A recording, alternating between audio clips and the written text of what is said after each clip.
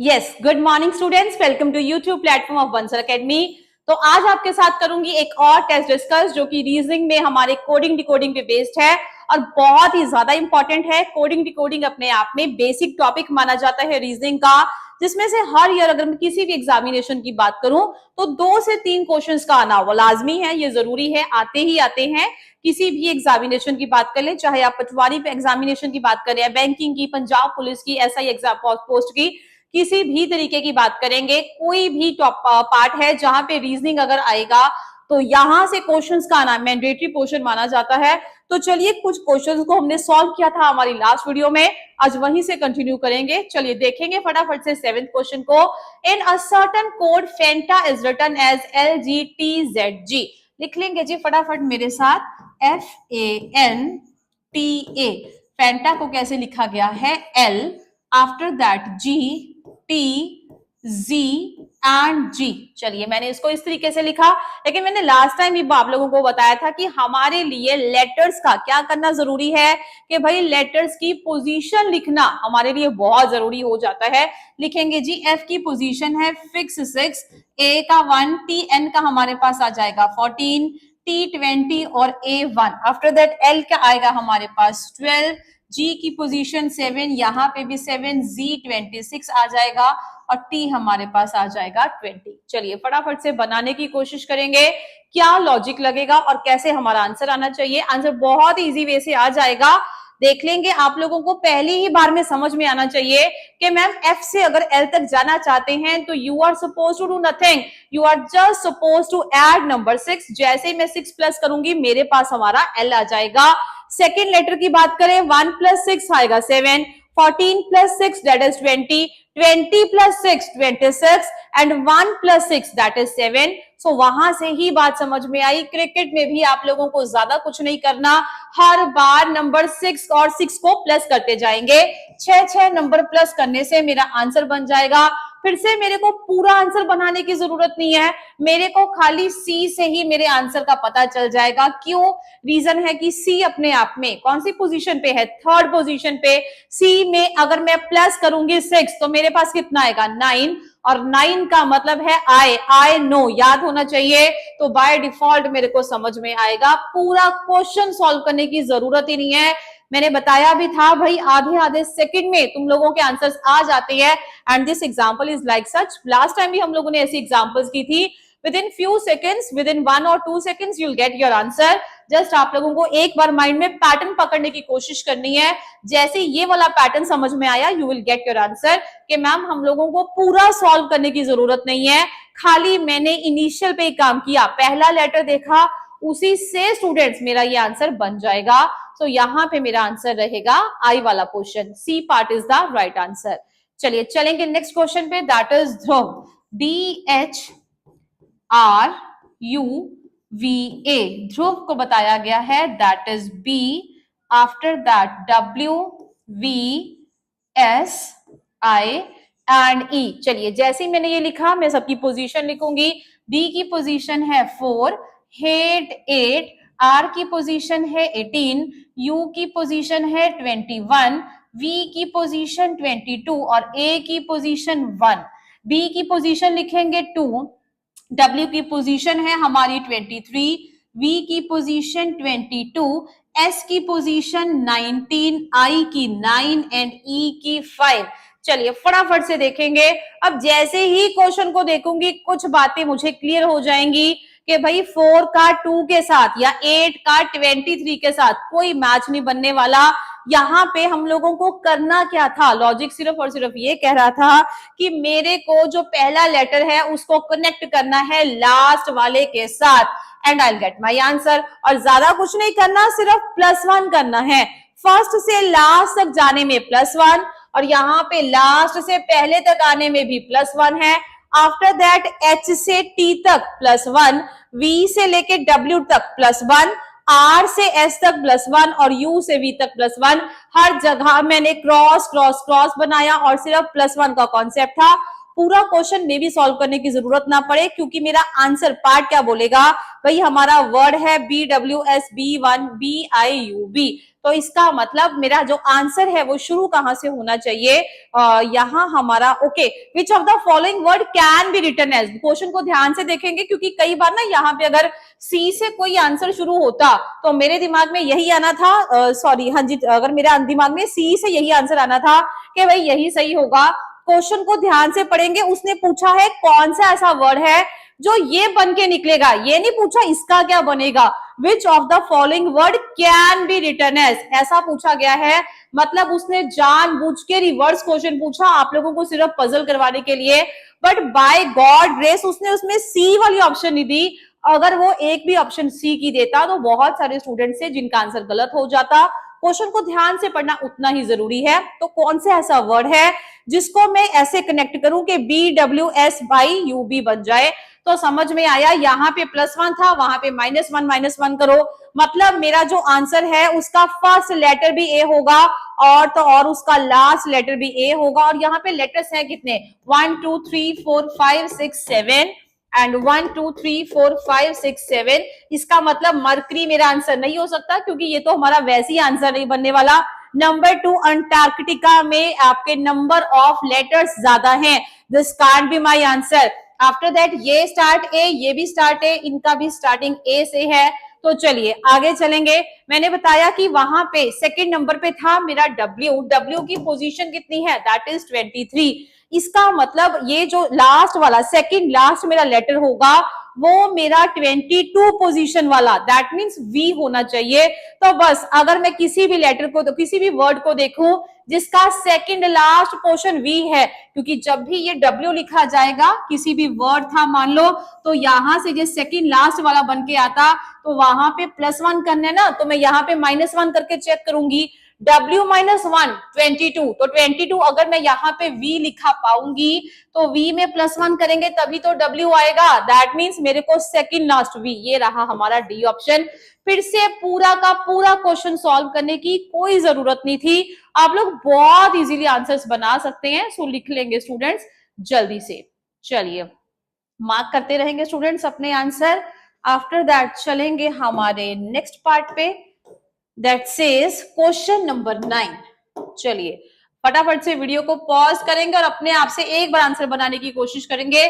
CH4IR, that is not chair, A नहीं लिखा है उसने, 4IR लिखा है, दैट मीन सी की पोजीशन है 3, एच की पोजीशन 8, 4 का तो नंबर ही 4 है, ए का आई का है 9, आर की है 18, जी की पोजीशन 7, इसकी 12, एम की पोजीशन 14 एंड वी की पोजीशन है 22। अगर मैं 3 में 4 प्लस कर दूं तो कितना आएगा जी, 8 में 4 प्लस कर दूं तो मेरा आएगा 12, आफ्टर दैट 4 में +4 कर दूं तो आएगा 8, 9 प्लस 4 यहाँ पे, सॉरी एम की पोजीशन 13 है, सॉरी माय मिस्टेक, एम की पोजीशन है 13, बिल्कुल सही है।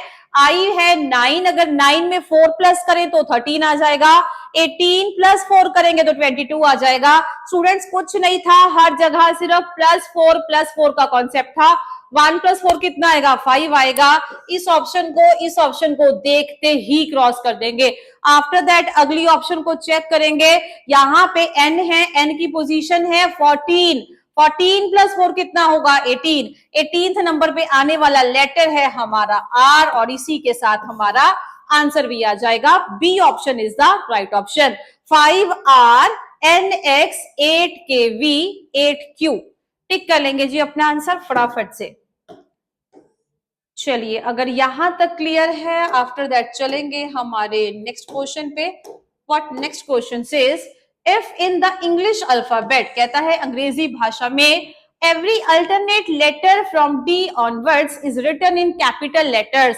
डी के बाद, डी से स्टार्ट करेंगे और उसके बाद जो भी डी के बाद जो हमारे ऑल्टरनेटिव हमारे लेटर्स होंगे, मतलब डी को छोड़ के every alternate letter from D, D के बाद हमने जैसे ई छोड़ दिया और हम लोगों ने एफ लिखा और उस हर एक लेटर को कैपिटल में लिखा जाएगा, while others are written in small, then how will third day from Monday be coded? तो आप लोगों को समझ में आएगा कि भाई कैसे कैसे करना है। अब कई स्टूडेंट्स क्या सोचेंगे कि पूरा का पूरा जो हमारा लेटर है, सारे के सारे लेटर को, सारे के सारे अल्फाबेट को लिखे, कुछ लिखने की जरूरत नहीं है। ये कहता है कि जो डी है, every alternate letter from D onwards is written in capital letters. D के ऑल्टरनेट अगर हम करते रहेंगे, उनको every alternate letter from D onwards is written in capital letters. तो जो स्टार्ट वाला है वो भी तो कैपिटल में आएगा, मतलब डी के बाद जो अगला था ई, वो स्मॉल में आएगा। डी ई एफ, एफ आएगा कैपिटल में, जी आएगा स्मॉल में, एच आएगा, E D E F G H, H आएगा हमारा कैपिटल में। इसका मतलब मेरे को पूरी एबीसी लिखने की यहाँ पे कोई जरूरत नहीं है, खाली इतना मान के चलें, ये डी की पोजीशन क्या है 4, एफ की पोजीशन 6, एच की 8। इसका मतलब जो इवन नंबर वाले मेरे जो अल्फाबेट हैं, जिनकी पोजीशन इवन नंबर पे है, वो सारे के सारे किस में लिखे जाएंगे, कैपिटल्स में लिखे जाएंगे। और जो हमारे ऑड पोजीशन पे हैं, जैसे कि ई है 5, जी है मेरा 7, इनको लिखा जाएगा स्टूडेंट स्मॉल लेटर में। ये कहना चाहता है how will the third day from Monday, Monday के बाद आने वाला तीसरा दिन, तीसरा दिन चेक करेंगे सबसे पहले। मंडे के बाद ट्यूसडे, वेडनेसडे, थर्सडे, मेरा आंसर यहाँ पे थर्सडे होना चाहिए। ये सारी की सारी ऑप्शंस चेक करने की कोई जरूरत नहीं थी, डायरेक्टली मेरा आंसर क्या जाना था, थर्सडे। क्लैरिफाई भी है कैसे, टी की पोजीशन स्टूडेंट 20 है तो ये कैपिटल में लिखा, हेट 8 तो ये कैपिटल में लिखा, यू की पोजीशन 21 है तो स्मॉल में, आर 18 है तो कैपिटल में, एस 19 है तो स्मॉल में, डी 4 कैपिटल, ए है हमारा और तो ये हमारा स्मॉल में आएगा, वाई भी हमारा स्मॉल में आएगा क्योंकि ये 25th पोजीशन पे है। हाँ, इन्होंने बहुत इजी कर दिया क्योंकि इन्होंने बताया ही थर्सडे है। अगर ये थर्सडे को ही 2-3 तरीके से लिख के देते तो शायद मेरे लिए थोड़ा बहुत मुश्किल भी होता, लेकिन जब इन्होंने यही डायरेक्टली पूछ लिया कि मंडे से थर्ड डे कौन सा होगा, आप लोगों को इसको बनाने की भी जरूरत नहीं थी, डायरेक्टली ही हमारा आंसर आ जाता कि स्टूडेंट्स जो मंडे के बाद तीसरा दिन होगा वो हमारा थर्सडे ही तो होगा, वो वेडनेसडे नहीं है, वो फ्राइडे नहीं है। So Thursday is the right answer. Tick कर लेंगे स्टूडेंट्स इसको फटाफट से। आफ्टर दैट चलेंगे हमारे नेक्स्ट क्वेश्चन पे, जल्दी से इसको सॉल्व करेंगे। In a certain code candle is written as, किसी कोड में कैंडल को कैसे लिखा गया, कैंडल को लिखा गया CBNEL एंड F। चलिए किसी कोड में ऐसा लिखा गया तो बनाएंगे जी, C की पोजीशन 3, यहाँ 1, यहाँ 3, यहाँ 2, N की पोजीशन 14, यहाँ पे भी 14, D कौन सी पोजीशन पे है 4, यहाँ पे 5, यहाँ पे 12, 5 और यहाँ पे 6। मतलब जो इनिशियल लेटर था वो तो सेम एज इट इज लिख रहे हो, आफ्टर दैट उसके जो अगला लेटर है उसमें +1 कर रहे हो। अब N आया तो N को फिर से सेम रखा, 4 + 1 आया 5, 12 का 12, L बिल्कुल सेम रहेगा, 5 + 1 6 आएगा। इजी पैटर्न है, ज्यादा मुश्किल नहीं है। आंसर मेरा शुरू कहां से होना था, इनिशियल लेटर तो सेम लिखा जाएगा, कट कर दो डी ऑप्शन को, कट कर दो बी ऑप्शन को। एस तो हमारा कैपिटल, मतलब ये हमारा एज इट इज लिखा जाएगा। टी में एक लेटर प्लस करेंगे, टी हमारा 20 है, 21 पोजीशन पे आने वाला और कुछ नहीं है, यू है, directly I get my answer. 11th का C portion is the right answer. Tick कर लेंगे स्टूडेंट्स, फटाफट से नोट डाउन कर लेंगे इन क्वेश्चंस को। इजी क्वेश्चंस हैं और इजीली आपको समझ में भी आने चाहिए, इनमें कोई प्रॉब्लम नहीं होनी चाहिए। सारे के सारे क्वेश्चंस बहुत इजीली क्लैप कर सकते हैं। चलिए अगर यहां तक क्लैरिटी है, चलेंगे स्टूडेंट्स हमारे नेक्स्ट क्वेश्चन पे। Next question says the question is zebra is written as ZQADY। तो यहाँ पे इस तरीके से क्वेश्चन है, फटाफट से इसकी पोजीशन एक बार नोट डाउन करेंगे। Z की पोजीशन 26, E5, B2, R18 और आफ्टर दैट 1। फिर से Z की 26, Q की पोजीशन है 17, A की 1, D की 4 एंड Y की पोजीशन है 25।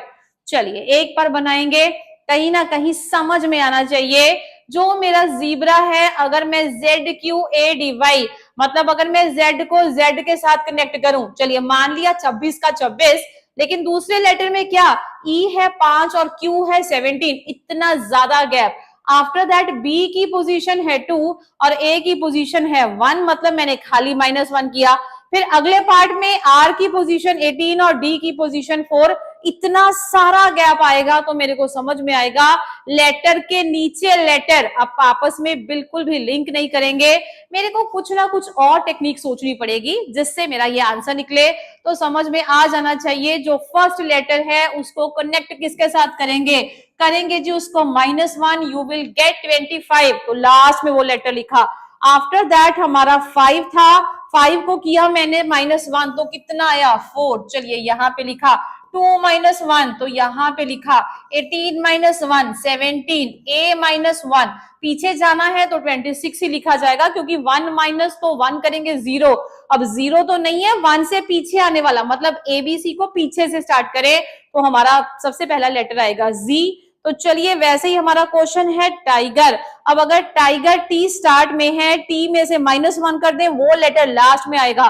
टी की पोजीशन है 20, 20 - 1 कितना आएगा दैट इज 19।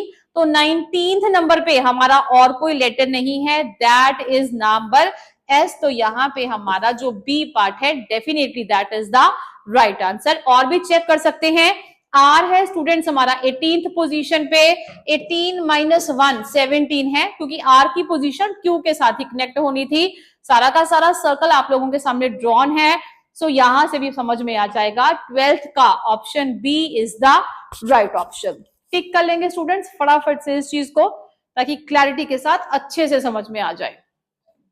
चलिए जी, अगर यहां तक क्लैरिटी है तो बहुत अच्छी बात है। चलेंगे स्टूडेंट्स नेक्स्ट क्वेश्चन पे। In a certain code mobile is written as. अब मोबाइल को लिखा है, चलिए एक बार मैं लिख रही हूं आप लोगों के सामने। मोबाइल को लिखा है NPCJ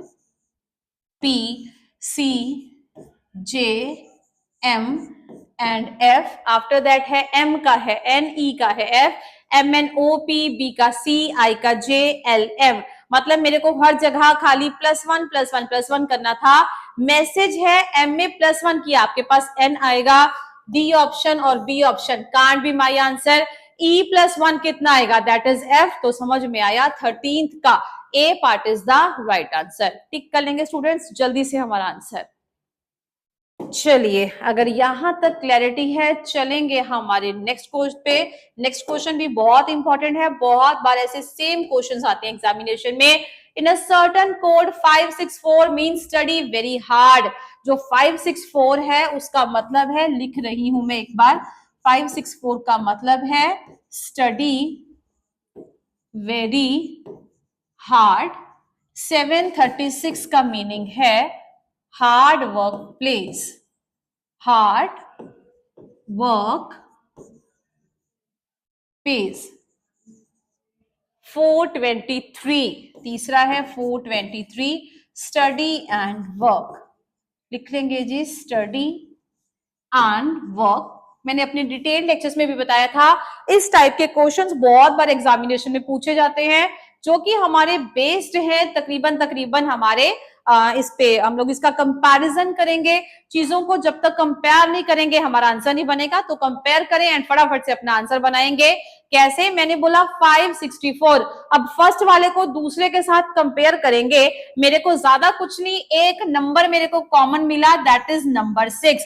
अब जैसे ही 6 कॉमन में मिला मेरे को समझ में आया उस वाली साइड भी कुछ कॉमन होगा, डेफिनेटली है। इसका मतलब जो 6 है उसका कोड क्या है, हार्ड।